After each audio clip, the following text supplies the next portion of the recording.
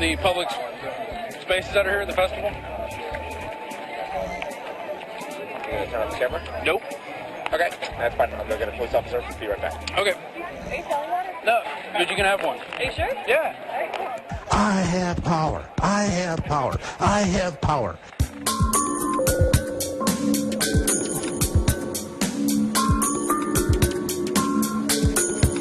I have power. I have power. I have power.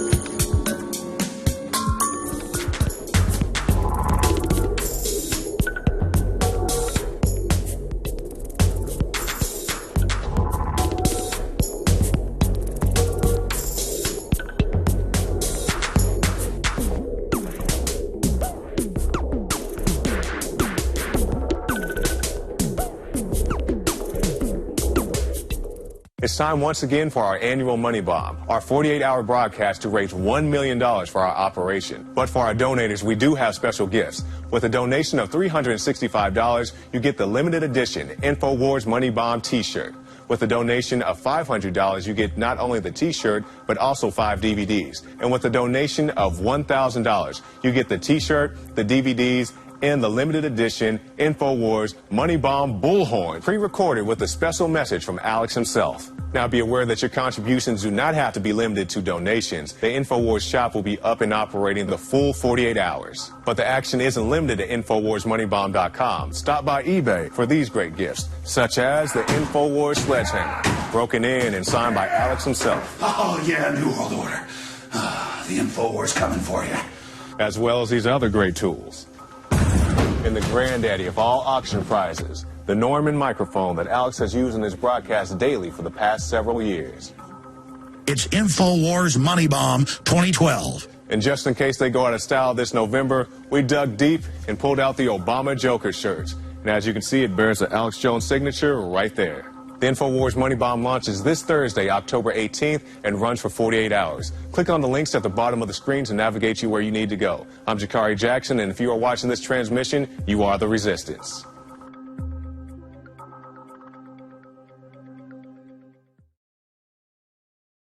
James Wesley Rawles is with us for the next 45 minutes, and then I'm going to go rest, not really sleep, because then I'd be in a coma to going coast to coast to AM tonight, and then I'm back. 48-hour transmission.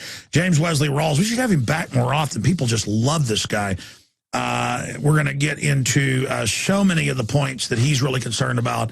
He's been an enthusiastic survivalist since his teenage years. He's a top survivalist, survivalblog.com. He's got a new best-selling book out.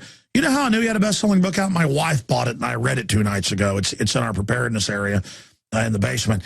He has a bachelor's art degree from San Jose University and a minor degree in military science, history, and military. Former U.S. Army intelligence officer who held a top security clearance with special background investigation and access to sensitive compartmentalized information. He was awarded Officer Specialty 35A Tactical All Sorts Intelligence Officer, an additional skill identifier 5M Electronic Warfare Officer. He achieved a rank of captain, attended the Army NBC Defense Officer School with the Northern Warfare School at Fort Greely, Alaska, survivalblog.com. He joins us now here, just since he was on 3 or 4 months ago. It's all happening. The 1.6 billion bullets, the preparations for martial law, the military checkpoints, not drills on the highways, aircraft carriers massing in the Gulf, all of it. It is bonkers. And we've got a bunch of points he wants to go over. Prepare to be pulled off the plane. There has attempts to put flags on his site, attempts to crash his website, ping attacks. Yeah, it's all crazy. Political attack on his writings on Wikipedia to delete articles about his books. But just so many points we're going to make. But Mr. Rawls, James Wesley Rawls, one of the most highly respected survivalist prepper researchers out there. Where are we in America, but worldwide, right now on the grand chessboard? Well, Alex, I think we are on the slippery slope is where we are. There's obviously huge economic problems that are right on the horizon, and people need to be prepared for those. But there's also the whole political milieu, and it's obvious that if anyone is in the liberty movement or the constitutionalist movement or the prepper movement or the Oath Keeper movement, anyone who has a high profile in any of those movements can expect to be targeted. Anybody who isn't an anti-American piece of filth, anyone who is a real American, basic, red-blooded, good person, we're the bad guys. Yeah, that's right. It's really funny that the people that used to be held up and put on a pedestal are now considered enemies of the state. Anyone who has traditional American values, anyone who's an outspoken Christian, anyone who is opposed to NDAA, anyone who is critical of the government's handling of money, and anyone who's critical of our U.S. Treasury being so deeply involved with the private banking cartel called the Federal Reserve, anyone who points any of that out is going to get targeted. And I think you're alluding to the confirmed. Be ready for it. Absolutely, I think you're alluding to the prepper put on a no-fly list, can't get back to the U.S. from the state of Hawaii. I mean, this is there will be selective enforcement just like that. All right, well, I mean, continue along those lines. You yourself, I don't talk a lot about this just because so much of it happens it would get old for the audience, but the amount of harassment we've come under in the last month is epic, which again, added to everything else, I can just feel the energy level rising towards a crescendo. Well, yes. I think it's obvious that something's coming to a head. And I think that as time goes on, we'll see more and more hack attacks on websites with denial of service type attacks where they basically try to ping websites off the internet. We'll see tracking of website visitors with things like the cookie attachments they did to my website a few months back. We were able to pretty well document that. And it all got traced back to a big government data center. There's also going to be things like selective enforcement, like the guy who just got pulled off the plane in Hawaii this week. We need to be ready for that, and we need to be just steadfast. We can't let our movements be muzzled by either by the government or by organizations like the Southern Poverty Law Center that are very selectively trying to besmirch people with, basically painting people with a broad brush. They're coming after us because they know we know the game plan. And they know everybody's starting to listen to us, James. They know that our people are listening to us.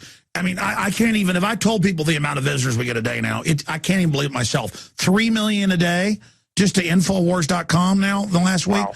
I mean, this is scaring the criminals. So people better know we're not. The B are feeling the heat.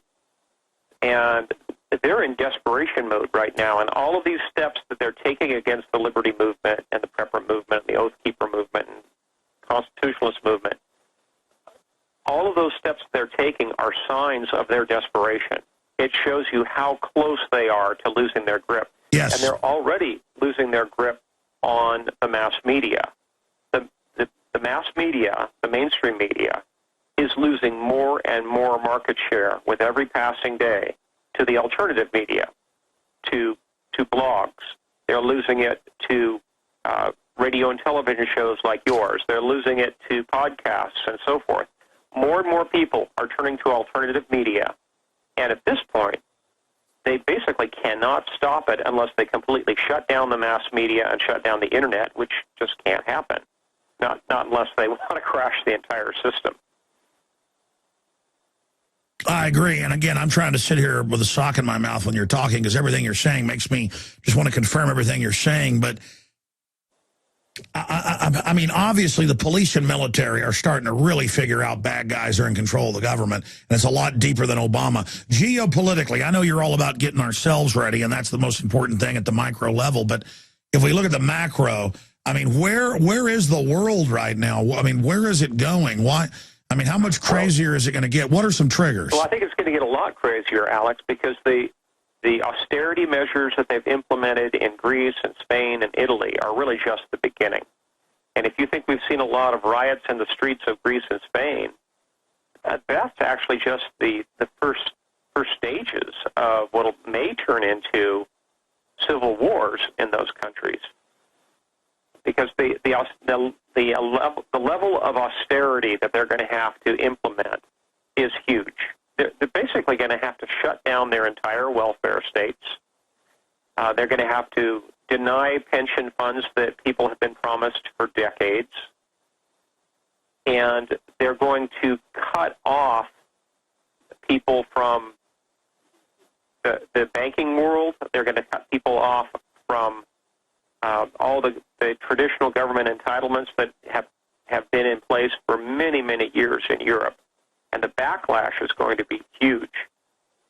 The economic crisis that's unfolding in Europe really is just still in its early stages, and it is yet to really spill over into the U.S., Canada, and especially Japan. I think Japan is actually going to be the next major country that's going to implode. They may implode before we do because their debt level is so much higher versus GDP than here in the United States. So I think things are going to get a lot worse in Europe, certainly a lot worse before they get better. And in the short term, I think there actually may be, because of all of the capital outflows coming out of Europe, a short-term boost to the American stock market, simply because investors are completely scared to death of European investments. But eventually, the gig will be up here as well, and things will implode.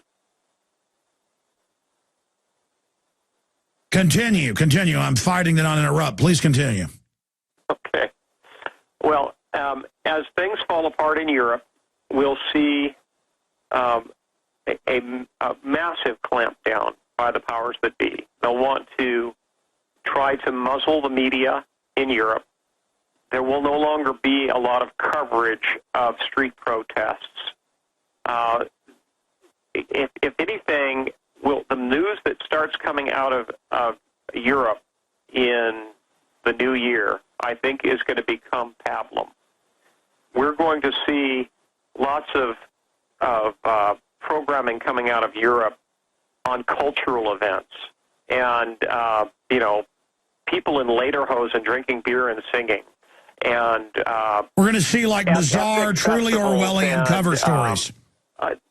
The announcements of new car models coming out of BMW and Audi. Okay, that's the kind of news that they're going to shove down our throats from Europe, because they won't want to focus on all the street protests that are going on, because they can't let the cat out of the bag that the majority of the citizenry in Greece is fed up and they refuse to take it.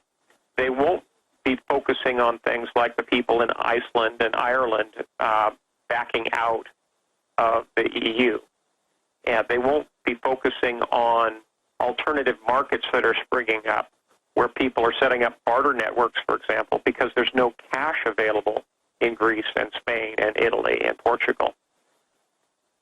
I think we're going to see a veritable news blackout in Europe starting early next year. And it's going to be up to the alternative media. It's going to be up to individual citizens with, small webcams and cell phone cameras that get on the internet to spread the word about what's actually going on in Europe. The truth will get out, but it's not going to come from the mass media. it's going to come from the alternative media. Expanding on that, last time we had you on, you broke down your geopolitical view and, pointed out the elite is not in total control. So many of our sources that have really been proven accurate in the past say, for the first time in really modern history, there's a split within the elites because it's getting down to endgame time, and there's a lot of backstabbing going on, and that things are not going well. I think you alluded to the fact that the establishment is not happy campers right now. Where would you say the posture of the engineers, the social engineers, is right now? I mean, are things going well? Because I see articles where they brag, yeah, world government's here, we've set everything up. Meanwhile, the ADL and Southern Poverty Law Center say it don't exist. Al-Qaeda is being used to attack Syria, but we've got to give our rights up because Al-Qaeda, is hiding under every table. I mean, things are just becoming cartoon level insane to where I can't even believe it's gotten to this point, and I'm pretty darn jaded. Well, Alex, there's definitely two different camps that exist within the European powers that be. One camp is trying to tear the system apart as best they can so that they'll have an excuse to implement things like biochipping or things like a global currency to replace the euro. The other camp basically has seen that they've gone too far, and they're worried about revolution or counter-revolution going on in Europe, and they're scared for their own lives. They're afraid that they're going to be swinging from lampposts. So they're trying to slow the other camp down. They're trying to stabilize the situation. They don't want to see any sort of collapse that would endanger their lives or their property. So it's difficult to predict how things are going to play out because there's definitely two camps with two different approaches that are working simultaneously. I don't know who's going to win out. All I can say is that at a personal level, for anyone in Europe and then eventually here in the States, families had better be prepared to hunker down for an extended period of time with commerce completely disrupted. There won't be food on the supermarket shelves for weeks or months. There won't be jobs. People aren't going to have, there's going to be massive layoffs. There's going to be attempts to evict people from thousands or tens of thousands of homes daily. So people need to have a cash reserve. They need to have a food reserve. They need to have a good source of water and home water filtration because the civic water supplies may be disrupted. And the power grids in a worst case, the power grids may go down. Hell, the power grids may go down. A backup plan. The globalists are already shutting down many of our coal power plants. I live in Austin, James, and in 5 years, my power prices have doubled. And they're on the news saying I'm in a model UN city, and they're going to shut down the final city power plant so we can buy from General Electric plants at even higher prices. I mean, like you said, they're doing everything they can to shut this country down. Well, Alex, there's definitely change in the wind, and I recommend that all your listeners take full advantage of all the educational resources that you have through Infowars.com. I recommend that they get in touch with some of your advertisers for things like food storage, for things like water filtration, and for alternative investments that'll put them outside of the dollar paradigm and into practical tangibles, things like precious metals. Listen to this. I talked to a well driller because I already have a well on my property, but it's only 500 feet deep. I want to go 1,000 into the aquifer. And he said, the crazy thing is I used to hear your show, and I thought you were full of it. He goes, did you know all the rich people around here are drilling wells and putting in bunkers and food? I mean, what do you think's going on if the wealthier people are drilling wells and getting food? What do they know is coming, James? Well, if my current crop of consulting clients is any indication, a lot of people on Wall Street, a lot of people in the banking world, and hedge fund managers in particular are definitely concerned because they're stocking up. They're hiring me to help them pick out survival retreats. They're stocking them for multiple years. The folks that are selling underground shelters are doing a booming business right now. And we're not talking nuclear war here. We're talking about people that want to have an underground shelter because they're worried about their physical safety because of civil unrest. That's how bad it is. Yeah, more of hidden safe houses. Well, yes, there's definitely a lot of people that are looking for retreat-type properties. And it's really odd, Alex, because these are people who traditionally have had no interest whatsoever. These are people who are not, bomb shelter oriented or chemical, biological, or radiological defense oriented at all. No. On my street, these are simply people who are in either mainly in the banking sphere. And I don't know whether it's just because they have their ear to the ground in terms of what's going to happen with the global credit collapse, or whether they have seen, have had contacts in the corporate world with corporate executives that are warning them that something's coming. But for some reason, suddenly there's thousands of people. Again, it's the majority of them that have contacted me have been with hedge funds. The number of hedge fund managers that I have had for consulting clients has absolutely blossomed. Yeah, that's the same. I have more hedge fund managers currently on my roster of consulting clients than I had combined for the last 5 years. And that's all happened in just the last 6 months. Survivalblog.com, and it's making people mad that people are listening to you, best-selling author and researcher, survivalblog.com. James Wesley Rawles is our guest. Let's talk about this then, because you've got a lot of points here that we need to go over. But we're sitting here watching this. The nightmare is starting to become a reality. It's being confirmed by the day that the worst scenarios aren't just possibilities, but now probabilities. How do you see the chain reaction coming? People like Gerald Celente, people like Max Kaiser, but Dr. Paul Craig Roberts, who's been somewhat restrained, now says, yeah, look for collapse. Joseph Stiglitz, myself, I live this 18 hours a day. I'm seeing all the signs just where I live out in the hill country. It's not the richest area, but there are some wealthy people out there. I talk to the realtors. I mean, they're like, yeah, bunkers are going in all over the place. I go and look and see bunkers. I go and find a NSA spy base 2 miles from where I live. I'm driving and there's an Army maneuver going on. I see intel reports, news coming in with Army checkpoints all over, not drilling, but really running checkpoints. I mean, it's all going from preparation to a slow kind of rollout now, kind of a soft martial law at levels I've never seen, James. Well, the Texas Hill Country may be an exception, but overall, we're definitely seeing a ramp up. If you look at what's coming out of the intelligence fusion centers, for example, the BATF just released a report very detailed about connections between outlaw biker gangs and the U.S. military, for example. A PDF of that was just released in the last few days.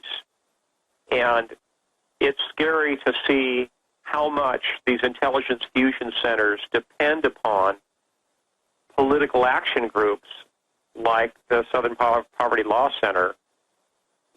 It's like one is feeding the other and vice versa. There's definitely a ramp up that's going on. You're talking about an echo chamber. Yeah, well, yeah. I think the main threat to people in the prepper movement, the constitutionalist movement, is going to be selective enforcement. I don't think people at this point need to worry about a massive roundup and the apocryphal, No, they're going to catch us at security checkpoints, trump stuff up on us. Well, yes, and unfortunately, the way that our statutory system is set up here in the States, at any given time, any given American is probably in violation of 2 or 3 federal laws. They just don't realize it. There's thousands and thousands of laws on the book that come purely out of statutory jurisdiction. These are mala prohibitum. They're not mala in se. And I'm sure you know the difference. Yes. So if they want to nail somebody, they can nail them. And if they can't find something that someone is engaged in, they will either plant evidence or enact some new diktat coming out of some bureaucracy. Well, look at the new executive orders interrupt, where they say, if we say you're involved with anybody in Africa who might aid somebody we don't like, we're taking everything you got. Or if we say you're connected to somebody connected to Iran, we take everything you've got. But, I mean, what about this? What about people that work for the system, realizing it's all starting to come down because nobody's holding the corruption in check? How about people in government, FBI, you name it? I know a lot of them actually are doing this, not doing this. You know, good guys blew the whistle about Fast and Furious. What about not taking some veteran to jail for no reason because you get them at a checkpoint? I mean, what about people in the system going, you know what, this is crazy. We're not going to be part of this. Oh, I'm confident that more and more of that will go on. More and more people are going to simply say no. People who are sworn officers, who are under delegation of authority for law enforcement agencies and the military, are simply going to say, I'm sorry, I can't do that. This is this goes beyond our mandate. This goes beyond our constitutional authority. We can't do this. And they're just going to say no to that sort of enforcement. And a few of them are probably going to be very publicly drummed out of their respective services. All I can say is more power to them, because eventually, even in the worst of police states, you have people that stand up. You know, East Germany. Like even in Nazi Germany, Hermann Goering's brother was involved in trying to get Jews out of concentration camps.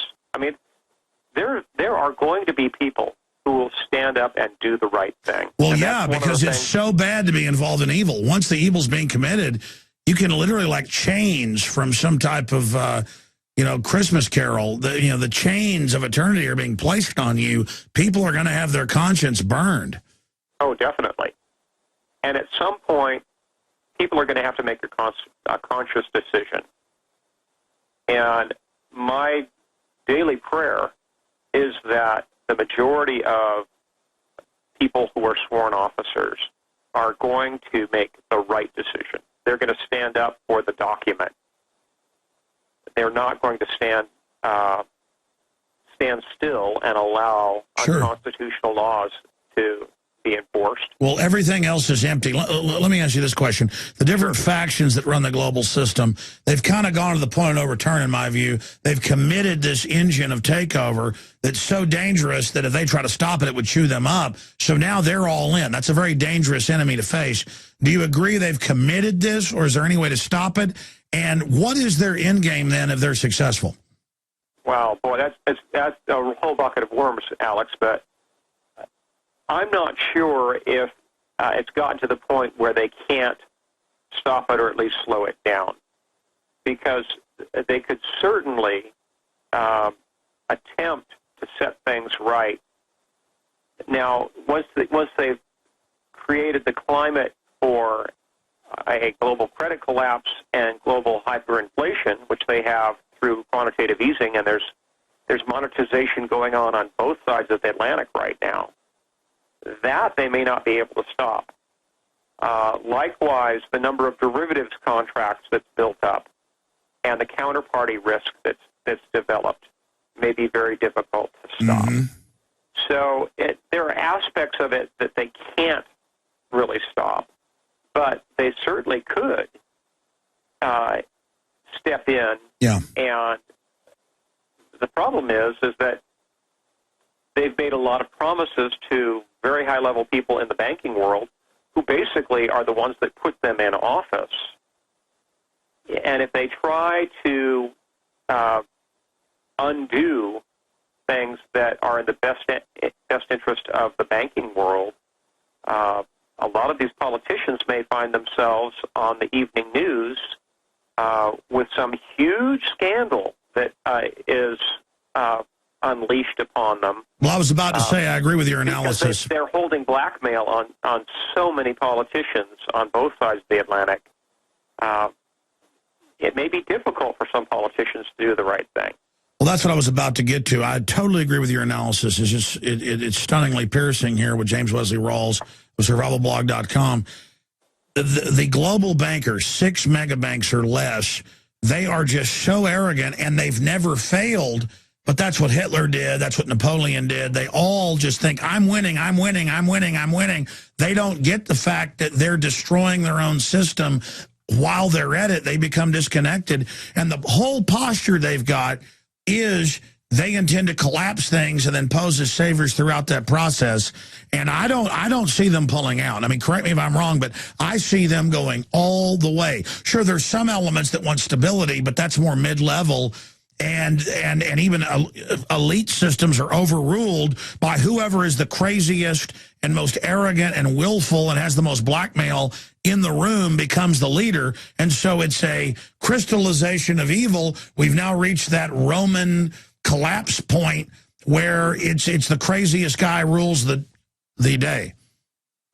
Yeah, we don't know who our modern day Caligula will be, but he's probably there. He's probably going to step up and be the new leader of the European Union or the new global governance or whatever. And he'll be the guy to announce the imposition of wage and price controls, the imposition of currency transfer controls, and the imposition of a new global currency, and will probably be a completely digital currency that may not even be in physical printed form. It may be strictly on a card. And your bank account's worth nothing, and if you don't like it, you're a terrorist. They'll send a paramilitary group by to kill you and your family. I guess it could come to that, but all I can say, Alex, is that your listeners need to take this very seriously, make some concerted prayer first, and then prepare. Team up. People need to get smart. They need to get educated on what the risks are and the countermeasures that they need to take to mitigate those risks. They need to team up with their neighbors and friends and coworkers and fellow church congregants. They need to train, and people need to get tough physically. I mean, people need to get in better physical condition because we're in for some very tough times ahead. Oh, buddy. They need to wean themselves of their addictions. Get away from cigarettes, get away from all the unhealthy foods they've been eating, wean themselves from antidepressants, and become as self-sufficient as possible, because the big machine, the big trolley may be coming off the tracks, and people need to be prepared. That's what my blog's all about. Absolutely. I hate to obsess on the police and military, but they're where the rubber meets the road. We already see Detroit police, as you know, a week and a half ago, putting up signs saying, don't come in the city, we can't protect you. Years ago, different cities saying, we're laying off half the cops or more, we won't respond to all these crimes, places like Oakland. And we're going to see more and more of that. What will it be like for the general population under that versus for people that are out there in this crime-ridden system? They admit crime's going up, trying to be a cop and all that. I want to get into that, and then I want to ask the question about your view of Obama versus Romney. Is there any difference? I don't think there's a nickel's worth of difference there, but to step back to your previous question, I think what we can look forward to in the United States and Canada is essentially two very distinct environments. You're going to have the urban cores, which will be held by the powers that be, and then you're going to have the suburbs and the rural areas, which are going to be out of their grasp. And it'll be no matter where you are, there'll be a lot of crime, there'll be a lot of physical risk. But in the countryside, I think we're essentially going to see alternative systems set up with barter networks and with, community sustainable agriculture and all this other stuff, that's all going to come together. Almost a renaissance. Because people are going to want to be able to check out of the system. They're not going to want the one world global governance system. They're going to basically step aside and say, sorry, we don't want that here. And when it comes right down to it, the opportunities to implement martial law will be limited to just a few cities. There just aren't enough troops to implement it nationwide. That's right. So the trick is, don't be in one of those cities. What is that, New So York, Chicago, L.A.? Vote with their feet and strategically relocate. And you've had people like Joel Skousen on, who wrote a wonderful book called Strategic Relocation. He was years ahead of me, and he was one of my formative influences. He's been at this, prepared this game much longer than I have. People need to strategically relocate. They need to be moving to places like the Texas Hill Country or the American Redoubt in my region here, it consists of eastern Oregon, eastern Washington, Idaho, Montana, and Wyoming. That's the main region that I'm recommending. Yeah, Skousen, I think he agrees with you that that's the best area.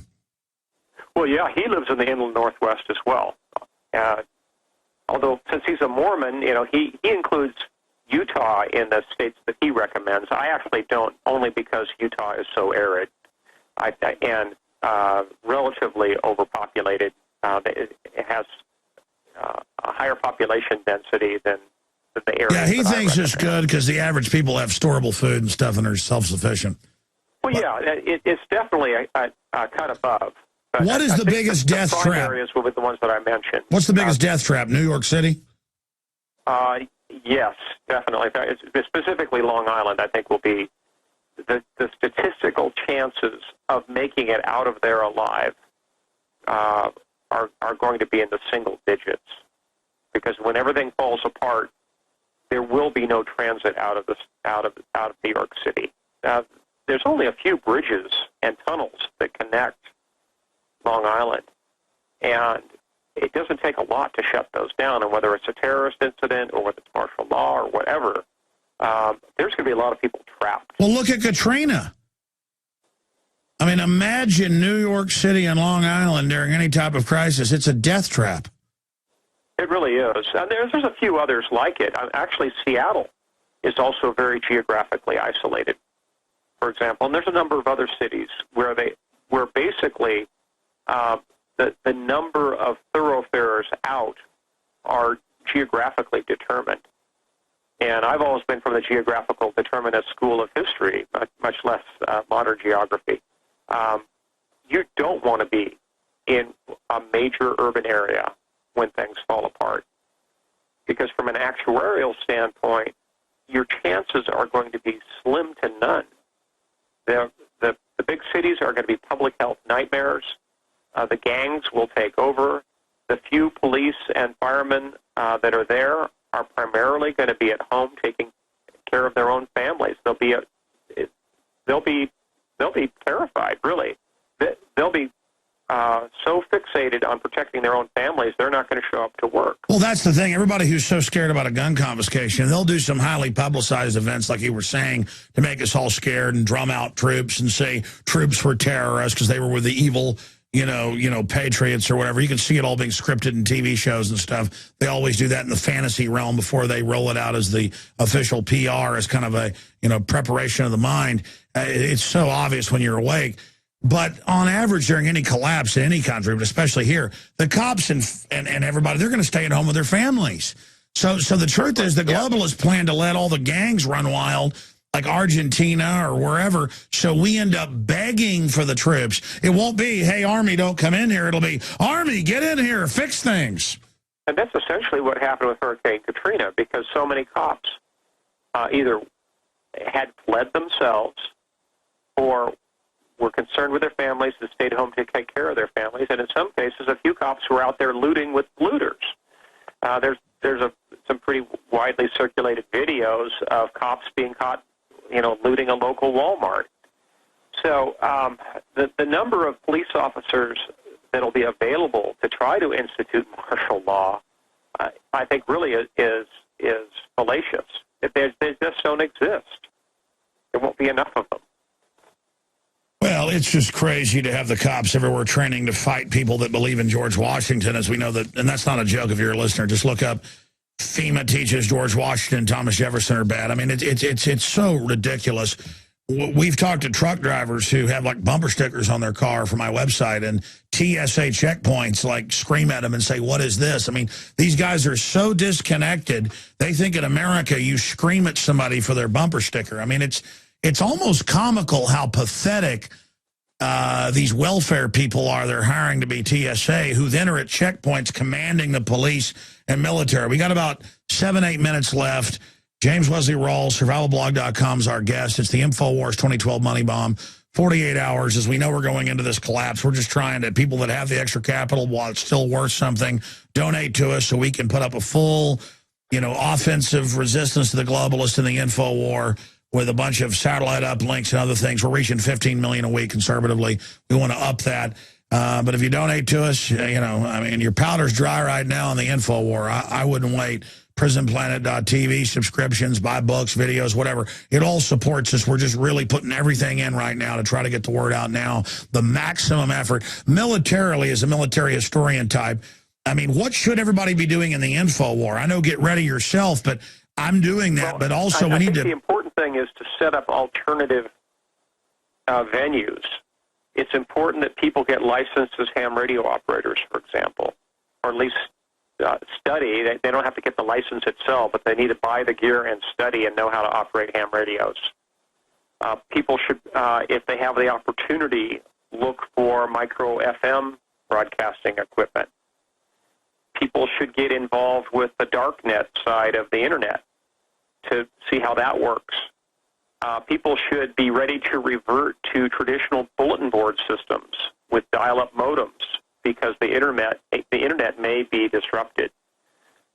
Think in terms of alternative communications all the way down to technology like hand-cranked mimeograph machines. I'm not kidding. It may come down to that. If you look at how the resistance was run in World War II, a lot of that was hand-cranked mimeograph machines putting out broadsheets. It could come down to that. So stock up on communications gear and alternative, especially that will serve you in your local community to get the word out. Because the powers that be may shut down a lot of other venues. They may severely limit the internet. They may block out entire regions of the country that they see as, they'll call them militia hotbeds or whatever, or terrorist nests or whatever terminology they're going to use. But they can block whole ranges of IP addresses to basically segment the internet to exclude the voices they don't want to hear. So it's important that people learn about the dark net, and it's important that people buy the gear and get the training to broadcast locally, because it may come down to that. Well, I've said that over and over again. People can buy still, mainly from England and other places, up to 200-watt, 300-watt transmitters or amplifiers. You can hook right up to recordings, whatever, or a microphone, put up on a 50-foot little tower in your backyard and, go out 15 miles. You go out at night, put up signs, Patriot broadcast, learn the truth, go on for an hour, tell them what it's going to be, and the globalists won't be able to stop people all over doing it. And no, there'll be way too many of them, yes. Yeah, right. So I've called for 15 years. Everybody should have the equipment ready and understand. I've told people use the banners, put up little printouts. People will be desperate during this to learn the truth and fire up and tell people what's going on. They can know that, people would start listening to that frequency just to know whenever you're coming on, and that can be a rally point as well. Again, they plan to shut us down, collapse things, and have us beg for total welfare takeover. That's the plan. That's why it's so important to be prepared now, so that there's a remnant of people who are not totally dependent. Right, and as I've mentioned in my past interviews with you, it will only be those people who are well prepared physically, the people who don't have to worry worry about where they're going to find their next meal, the people who have good food storage programs, those are the people who are going to have their head up and who are going to be looking at the big picture. Everybody else is going to be so caught up in just their day-to-day existence, they won't be able to be part of an active resistance. It'll only be the people that are well squared away, that have long since had their beans, bullets, and Band-Aids squared away, who can be part of the solution. Any other areas, you know, you kind of sent a few points you wanted to get into about the harassment you've gone through lately. That's kind of peripheral, but I think it is important just as a learning point for people. Most recently, on Wikipedia, there's been a politically motivated campaign to try to delete articles about my books. There's two different books, my latest novel, Founders, and the previous book, Survivors. By the way, I had an advance copy. Just interrupt. Just interrupt. And on a New York Times bestseller list, in the top 20, they're trying to eliminate the articles about those books, claiming that the books are non-notable, even though they were bestsellers. Well, let me just stop you for a moment, because I had an advance copy of the book months ago that you sent me. You were very nice, excellent book. I didn't know that was officially out yet. I want to carry that as soon as I can at Infowars.com, but Founders is out. Tell people about the basic premise of that. Sure. Founders is a novel set in the near future about a global socioeconomic collapse, and it's set in the exact same time period as my first novel, Patriots, and my second novel, Survivors.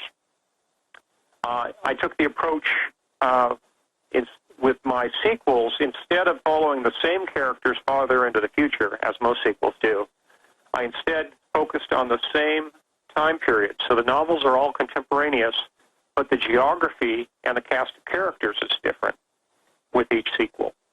So the latest one, Survivors, is set primarily in Kentucky and Tennessee, and then there's a major subplot that takes place at Malmstrom Air Force Base up in Montana. And there's also a focus on some characters from my first novel and their cross-country trek from Chicago all the way to Idaho in the midst of the collapse.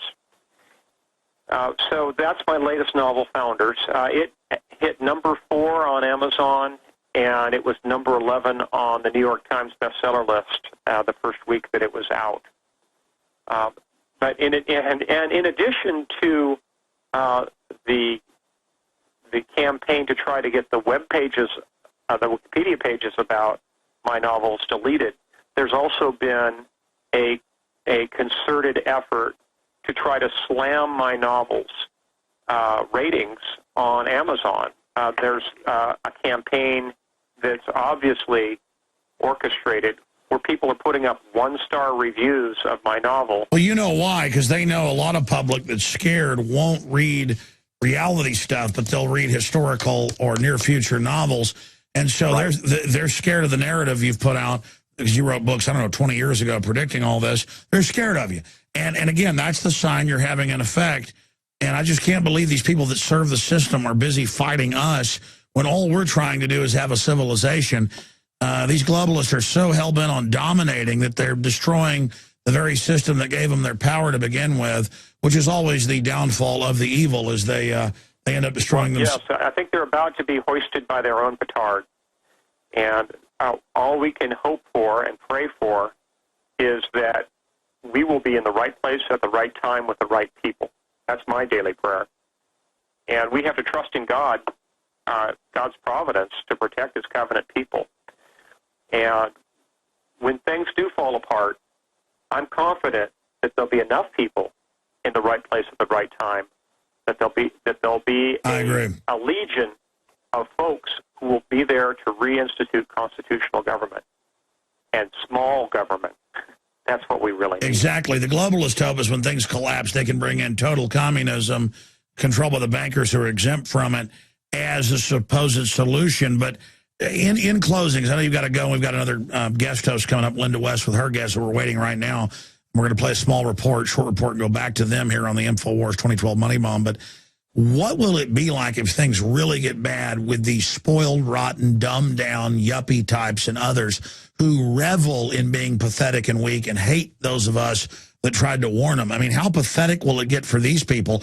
We see Homeland Security, TV ads and print ads about zombie apocalypse describing the public as zombies.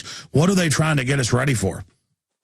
Well, it's difficult to say exactly how it's going to play out, but there's definitely a pampered class that exists, and they are not ready for any kind of major disruption. And I think when the economic world alone falls apart for them, that they're going to fall apart emotionally. They're just going to lose it, basically. Yeah. And if there's a total collapse, which brings the power grid down, they're going to be absolutely unprepared because their whole world is geared around the power that they have of controlling the mass media and the whole economic apparatus via fractional reserve banking. So if that all falls apart, they're not going to be able to cope. So my advice to the people listening is you need to have the alternative worldview. You need to have the self-sufficient worldview, the ability to revert to 19th century technology.